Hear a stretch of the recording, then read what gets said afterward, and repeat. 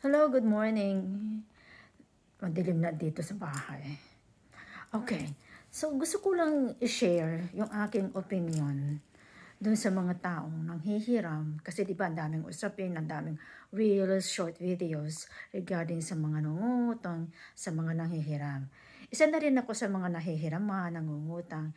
Pero madalang, kung sabihin natin, sa 10 nanghihiram sa akin, dalawa o tatlo ang nakabalik.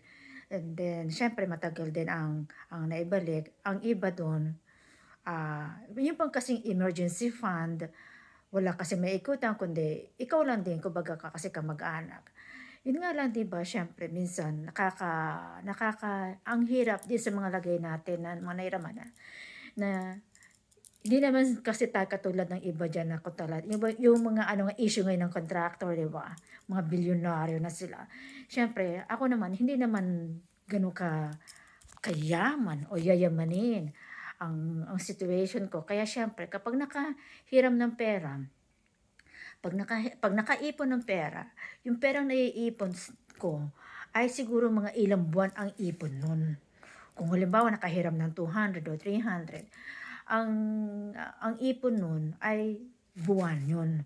Kaya syempre 'di ba ngayon, I am now 56 years old. Syempre nag-iisip na ako ng future ko na wala akong anak, nandito ko sa state. So sinong mag-aano sa akin, ang magpo-provide sa akin sa panahon ng future ko.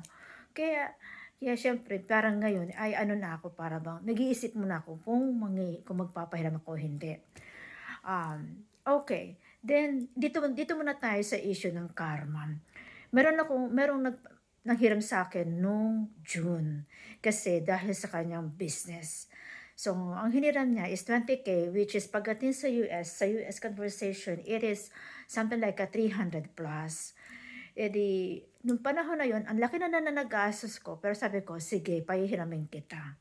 Pero ang sabi naman niya kasi sa akin, babayaran niya ako partial. Sabi ko, oh sige. So binigyan niya sa akin yung dates niya at magkakaroon kasi talaga siya ng business. Ano, sabi ko, sige, titingnan ko kung may babalik o hindi. Then after ng 2 o 3 weeks, may dalawang nanghiram na naman sa akin. Dalawang pamangkin, sarili kong pamangkin at pamangkin ko sa pinsan. And then hindi ko na sila napahiram dahil sa sobra na nagastos ko simula nung June. Sobra na nagastos ko. Sabi ko, syempre, hindi ako ganun katulad na sinabi ko kanina na bilyonaryo, milyonaryo, siguro naryo lang ako, na pwede na ako maglabas ng ganun. Kasi syempre niisip ko yung emergency namin dito sa US, dito sa bahay.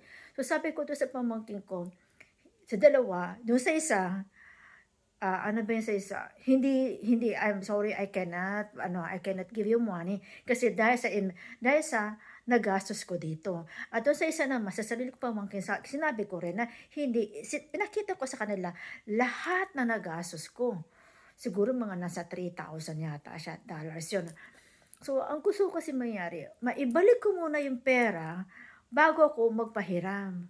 Yung isa kasi, emergency fund, which is, dalawa naman sila, emergency fund, yung isa kasi, pamangkin ko, nagtaas ng kalsada sa kanila, sa lugar nila, and then, lagi kasi bumabaha, then, malamang yan, yung tubig na papasok na sa kanila. So, nagsabi siya sa akin, kung pwedeng manghiram ng pera, pampatayo nila ng bahay nila, para sa flood control lang baga. Then sabi ko, I'm sorry, I cannot. Kasi nga, marami na ako nailabas na pera. Then, eto na, dun muna ako sa isang nanghiram sa akin para sa business niya. Sabi niya, alam ko naman ang feeling na nahihiraman na uutangan. At syempre, syempre, ang mga feeling namin na nangungutang is, yung karmang balik sa amin. Di, syempre, alam niya, kasi baka maya magkaroon pa ng bad karma pag hindi kita binayaran. Di sabi ko sa kanya, no, I never say any bad karma sa mga taong nanghihiram sa akin. Sinabi ko na yun dati sa kapatid kong nasa Japan, na yung mga taong nanghihiram sa amin, hindi namin kinukurs o hindi namin sinasabihan ng bad karma. Nagsasabi lang kami ng hinaing namin sa sarili namin na sa mga perang nailabas namin, pagkatapos nanghihiram pa ulit, gano'n baga. Tsaka akala kasi nga nila is para kaming ATM machine or ano na, yung bang maraming pera, pero which is hindi naman talaga. And then eto na, sabi ko sa kanya na do'n sa nanghiram sa'kin para sa business niya, sabi ko sa kanya, "I'm sorry, hindi ako nagsasabi ng bad karma o nag-iisip ng bad karma." Bakit kamo? Kasi kapag ako na lang sabihin ko sarili ko 'no, kapag ako nagsabi ng bad karma, ang tendency nun babalik sa akin, babalik sa amin. Yung kapatid ko kasi minsan nag-usap kami dalawa, 'di ba? Babalik sa amin o babalik sa akin yung bad karma. Ang mangyayari kasi ganito, ang kinakatakutan kasi namin ganito, kapag nagsabi kami ng bad karma, sino ba ang mapaperwisyo kundi ako rin, kami din na mga hinihiraman. Babalik at babalik sa amin yung mga taong nanghihiram o nangungutang.